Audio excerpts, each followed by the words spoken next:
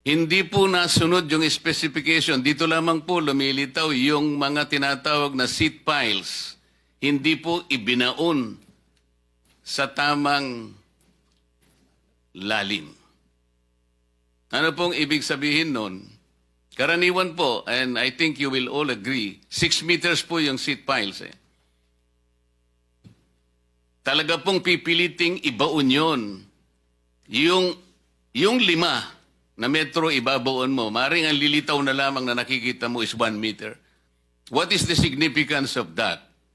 Kasi kinakailangan ma-address mo yung scouring ng river. Pag hindi umabot, ando sa punto na yung cascading waters will be gradually eroding the soil, ang lalabas nun, nakabitin na yung inyong nakabitin na yung seat piles na kunwari ibinaon nyo ng 5 meters. Ano mangyayari kung nakikita na po yun? Babagsak po talaga yung slope protection na inilagay ninyo. Ito yung kaawa-awang kalagayan nito eh. Nakita pa po yung Upon tactile inspection, the drivers found that the beam was no longer connected to the seat pile support. Yung beam na sinasabi niya, this is the apron. Tama po ba yun? The apron is the basic structure that will hold the seat piles. Kung wala po yung apron na yun, na magkukonect dun sa slope, walang integrity yung project na ito. Babagsak at babagsak ito. Mamaya po meron kaming ipakikita sa inyo kung bakit ganito kalala ang problema ng ating bansa.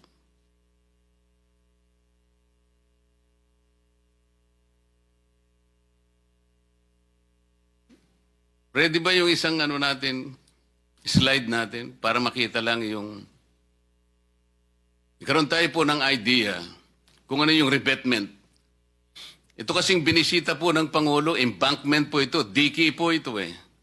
Yung embankment po, pangkaraniwan pagka dike, ginagamit din kahit na mga tricycle lang, mga motor nakakadaan. Pero dapat merong slope protection yun eh. Pagka yung embankment lang, pagkatapos yung binaon yung bakal, wala pa rin, magigiba yun. Ready po ba tayo doon sa isang slide para magkaroon? Ayan po.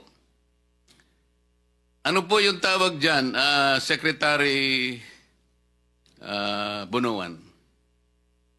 Di ba revetment yan? Revetment, Your Honor. Ayan po, ang kaawa-awang kalagayan ng revetment, meron pa pong nota dyan sa nagbigay sa akin, 80% lupa, 15% semento, plus 5% bakal equals pera. Ano po dapat yung reinforcing bars nitong revetment na ito? Kasi po wala eh. Kahit na po siguro kawayan lang, wala yan eh. Tingnan po ninyo. Wala pa po tubig ito. This is supposed to be, siguro medyo river po ito eh. Tatagal po ba ito, Secretary? Itong ganito? Hindi siguro, Your Honor. I think this is a failure of the structure in itself. So, dapat wala nang siguro. Tsakin mo. Tatagal ba ito? Hindi po. Alam po nyo kung saan ito? Kayang-kaya naman po ninyong ma-identify. Nasaan po yung mga district engineers nyo? Para wag na po sabihin kung kanino galing yan. Kasi malalaman din po natin yun eh.